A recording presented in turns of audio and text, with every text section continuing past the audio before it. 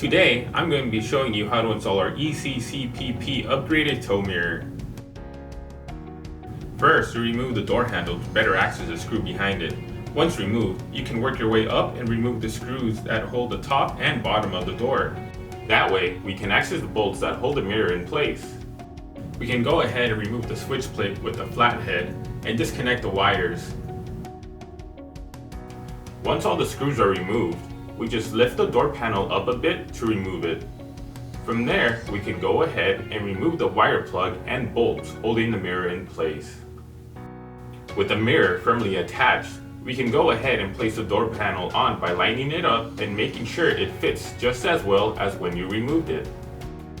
Once everything is complete, the final product should look something like this. Thanks for watching, and please like and subscribe.